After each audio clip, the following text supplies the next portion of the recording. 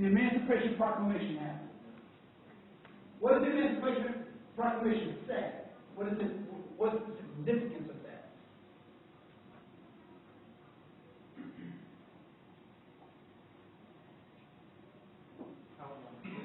It outlaws slavery. It says that all that who are held in bondage, who are held as bond, are now free. Right? So, we're on the right path. Because the funny thing is, I think it's Sweden did not get anything, have any kind of civil rights conversation at all in terms of legal terms or protections.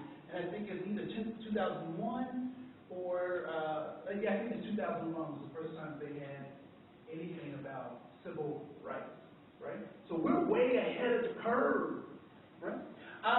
In 1920, August 18th, 1920, the 19th Amendment gives white women the right to vote. Yay! My sisters can participate. In 1964, the Civil Rights Act is signed, which basically says that the act outlawed segregation in businesses such as theaters, restaurants, and hotels. It banned discriminatory practices in employment and ended segregation in public places such as swimming pools, libraries, and public schools. Woo! We are on a roll. And then in 1990, the ADA, Americans with Disabilities Act is signed, giving what? What does the ADA start to provide? Access to whom? People with disabilities. Both physical, mental, and emotional disabilities can now engage in the process of feeding themselves. When before, where were these folks? Typically in institutions, locked in homes, didn't have access to goods, job, services, and money. How many people have heard of this concept called disparity? Anyone talk about disparity in your circles at work? No? Okay. So disparity is this concept that some folks have more access to goods, job, services, and money than other folks. And it typically falls along racial lines that this phenomenon occurs. And people often want to know why this phenomenon occurs. And it's very simple to me. I mean, I understand when I look at the numbers, it just makes sense to me. Why there is this thing called disparities. You see, in 1863, the Emancipation Proclamation was signed, giving slaves their freedom. In 1964, they get equal rights. How long is that? 101 years. What are some of the things that could have happened in that 101 years? People were probably born. People probably died. People were educated. People paid taxes. People fought in wars in a country and for a country that they were not equal in. So when I see, the problems in the African American community, I'm not concerned. Give us another 100 years and we'll catch up. But the other problem is, I don't know if this ever happened to you, I had an older cousin and I always wanted to be his age. But what happened when I got to be his age? He was older, so I'm always chasing this rabbit that doesn't even exist. And so we have to keep that stuff in mind as well. When we talk about discrimination, we're talking about a legal process. And it comes in two forms. There is harassment and there is retaliation. Retaliation is basically the concept that snitches get stitches. If you've ever heard that kid say that all the time. So you report an individual or an organization and they retaliate against you. That is a legal process that is against the law. Discrimination also comes in the form of harassment of protected classes. So that would be race, racial origin, creed, gender or sexuality, religious or non-religious individuals, age, disability, or long-term or short-term disabilities. These are all legal processes called discrimination, and it is illegal. 1964 said that. Right? One thing I'd like to ask, how many of you believe in the concept of justice? The concept of justice. All right. How many believe in the concept of equity? Having high quality life, how do you define that? Having high quality in all the stuff that you do. How many people believe in that concept of equity? Okay, cool.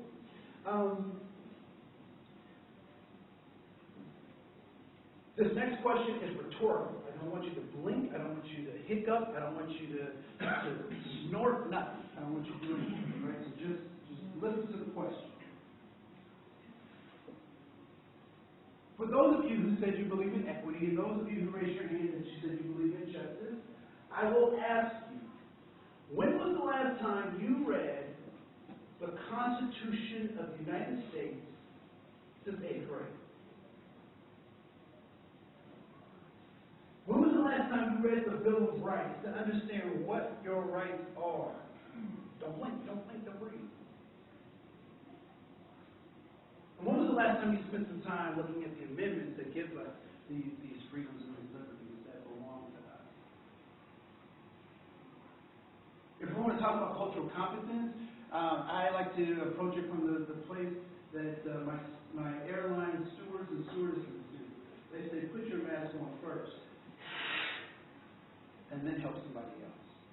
Right? Because the more we know about ourselves, the better we're able to relate to other people. Right? So I just want to point that out. Let's keep going. Context is everything. So who was in our jails? Going too fast. So the estimated number of inmates in custody in the state and federal prisons, blah, blah, blah, blah. The year was 2009, and you can look at all this stuff. I'm sure you've seen data like this before, right? I'm going to just flip through. Mid-year 2010, incarceration rates by race and gender, blah, blah, blah, blah, blah, blah, blah. I'm going to flip through. This is youth. Representation, Caucasians, Native American, Asians, non-Hispanic, African American, so forth and so on. Nothing really surprising there, right? I'm going to flip through some more, just more graphs about this stuff that you already know. But I'm going to go back to our question. Who is in our jails?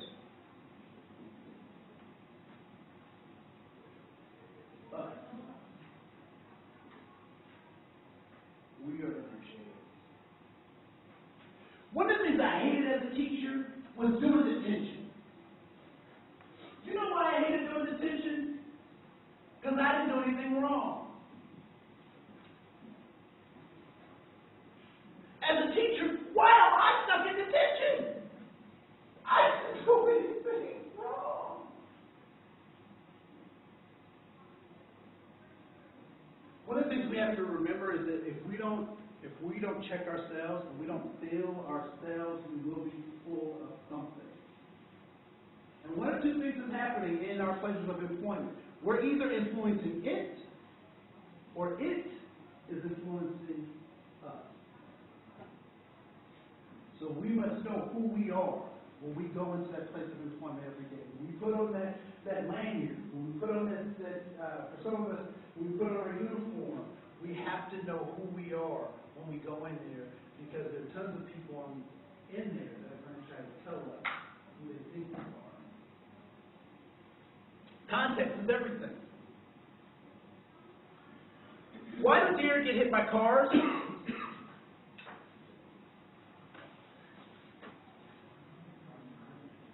Because what? They cross the road. Why do deer get hit by cars? They're overpopulated.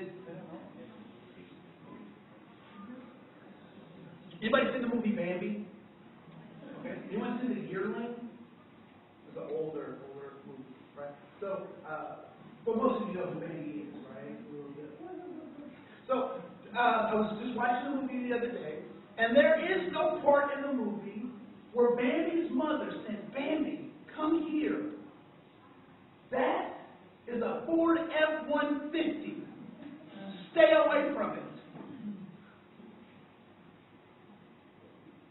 There's no point in the movie where Bambi's father, Buck, comes over and says, Bambi, that's a Toyota Yaris. Don't be concerned with that. Why didn't you get hit by cars? It is out of their context. They don't know what a car is.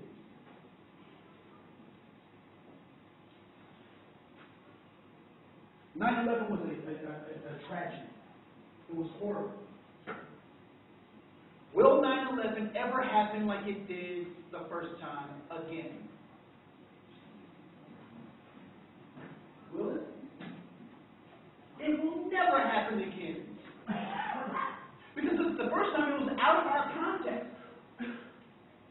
So I'm watching this on television with my students. I'm watching it as it's happening. And I'm like, I never would have imagined that people would use a plane as a missile with people on it to destroy buildings. That was out. I would have never. There was not one movie that I ever saw that would have prepared me for something on that scale. But I tell you what, fool me once, not fool me twice, right? So something crazy like that's going to happen, it's going to be something totally different, and we got to be prepared for that too. But it was outside of our context, and so now we have to put it in context. Why do we have conflicts or perceived conflicts with people who are different from us? Because their experience is outside of our what? Our context.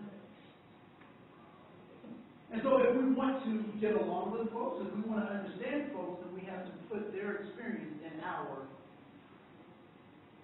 context. Right? I'm going to fast forward. I'm going to go. So I'm going to show this video clip now. I want to say, I'm showing this to make a point. I didn't write this. I grew up on this. This is the kind of stuff that I saw every Wednesday night at 8 o'clock, I don't know, 7 o'clock, 8 o'clock, whatever. But I want you to pay attention to this, especially you young folks. Right? I knew I smelled Similac, and now I know where it's coming from. Right? So I want you to watch this, and I want to have a conversation about this. And I'm not doing this to be offensive. I'm doing this to make a point. All right? You imagine Irene Lorenzo thinking that she's going to get that job over me with all that gray hair of hers? Well, she just might get the job, Arch. You know, nowadays the government's pressuring companies into hiring more women in executive positions. I know it's a crime against nature. Women was created for two things, making meals and babies. Oh, well, there you go again with the 19th century thinking of yours. Well, it's true. Look at your cave women. Why do you think your cave women was created with short legs and fat butts? I don't know, Art, but I'm sure you got a good answer. So they couldn't run fast, so the men could catch them and force them to make the meals and the babies. Well, weren't there any cave women with long legs and skinny butts that could run faster than the men? Well, then the men would have to bring down with a rock.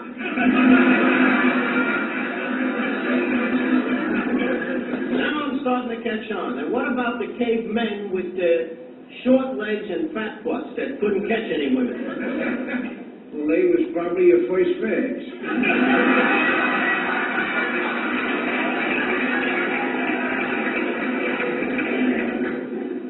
I gotta get out of here.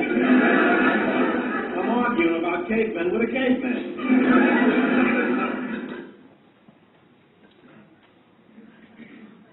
What is bigotry? Archie Bunker.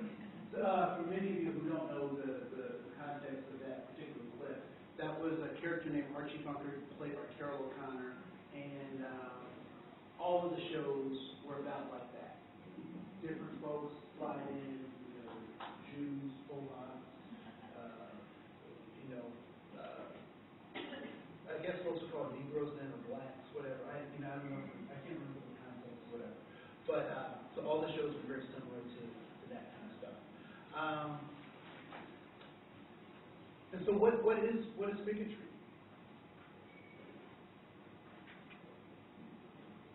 Did you tell me what were some yes sir? Well, I was going to say, I think you believe your race or culture is superior to others.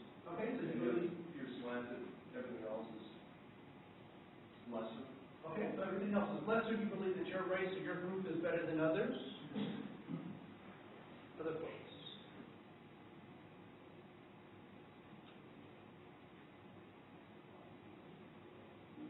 This is just something you often something you bring from previous generations too. It's something you should be indoctrinated. Okay, so something that you're indoctrinated into, that you learned from previous generations. It's an emotional state that is held by an individual or group. That is a very good answer.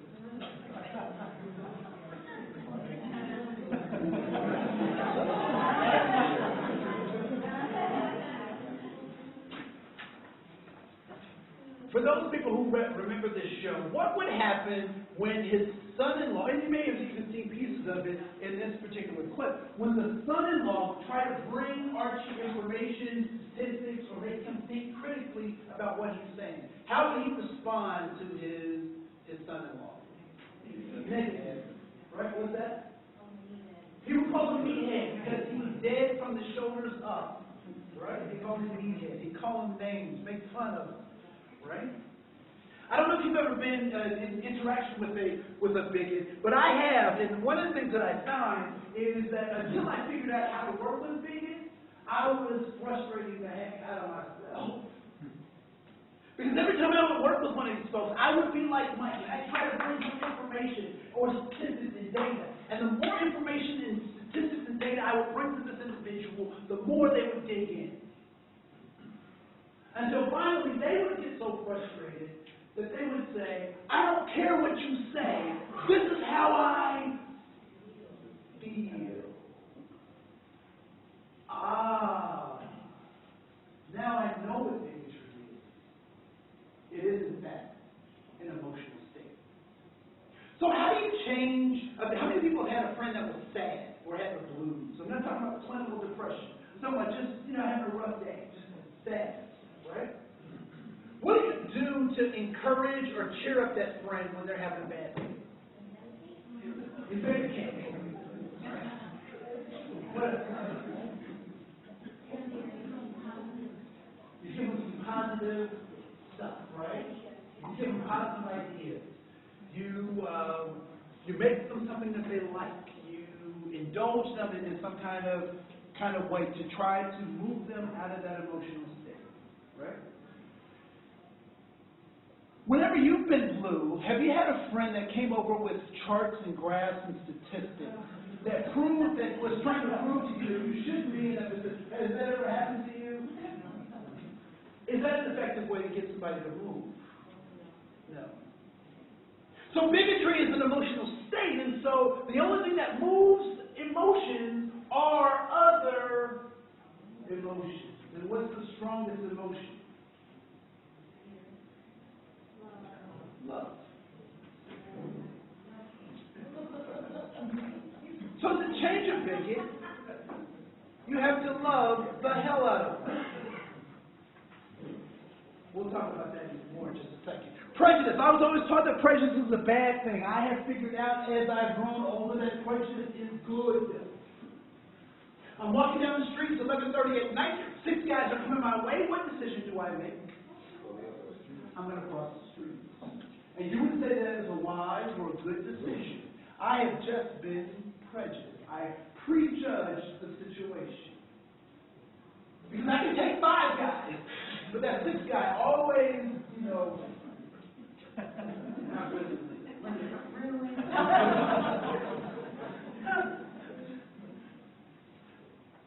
Prejudice is good. But what happens with prejudiced people is that they take a good decision out of its original context and try to apply it as a strategy for living.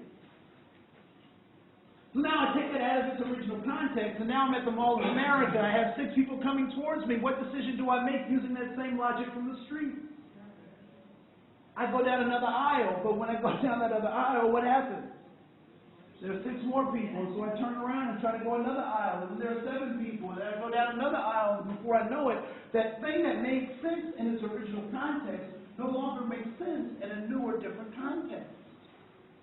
People often will say things like, well, I have met 4 Native Americans, and they're alcoholics.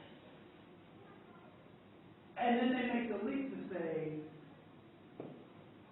all Native Americans are alcoholics. Or I met this group of people and they always steal.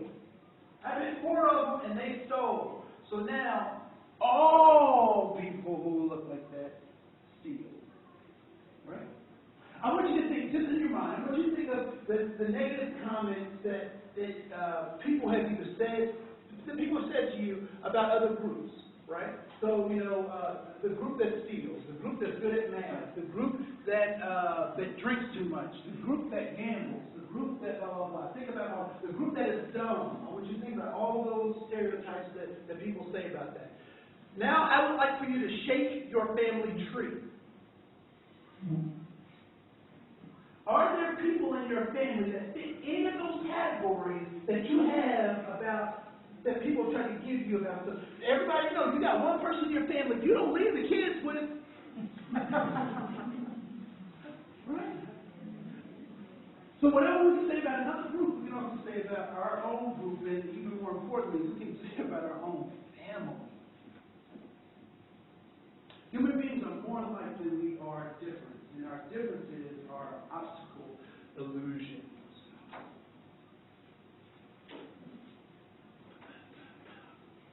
So here's one of the things that I really want to talk about that we don't get a chance to talk about enough.